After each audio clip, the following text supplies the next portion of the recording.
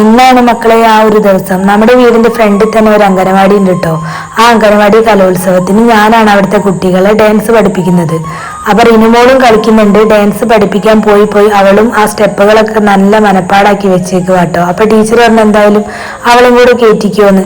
പിന്നെ അവൾക്ക് വേറെ സെപ്പറേറ്റ് ഡ്രസ്സും കാര്യങ്ങളൊന്നും സെറ്റ് ആക്കിയിട്ടില്ല. അവള് അംഗനവാടി പോകാനുള്ള പ്രായമായിട്ടില്ലല്ലോ. അവൾക്കുള്ളൊരു ഉടുപ്പാട്ട് ഇട്ട് കൊടുത്തത്. ഇവിടെ എല്ലാ മക്കളും നല്ല സുന്ദരന്മാരായിട്ട് നിൽക്കുന്നുണ്ട്. ഇനി എപ്പോഴാ സ്വഭാവം മാറാന്ന് പറയാൻ പറ്റൂല.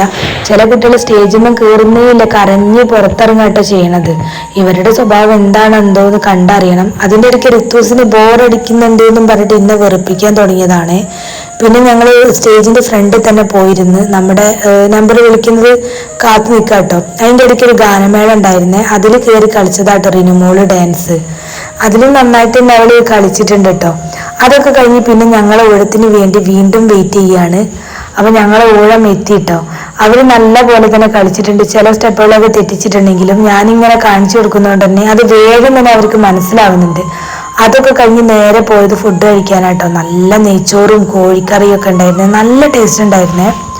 അത് കഴിഞ്ഞ് പിന്നെ ഞങ്ങൾ അവിടെ ഒരുപാട് നേരം ഇരുന്നു. ഉച്ചയ്ക്ക് ശേഷമാണ് അടുത്ത ഡാൻസ്. അമ്മയും അഭിഷ്ണിയും ഒക്കെ വന്നിട്ടുണ്ടായിരുന്നേ പരിപാടി കാണാന്.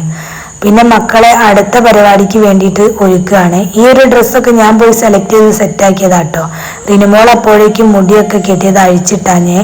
കുട്ടി അലമ്പാക്കാൻ തുടങ്ങിയിട്ടുണ്ടായിരുന്നു. ആ ഓഡിറ്റോറിയത്തിൽ കിടക്കാത്ത സ്ഥലമില്ലായിരുന്നു കേട്ടോ.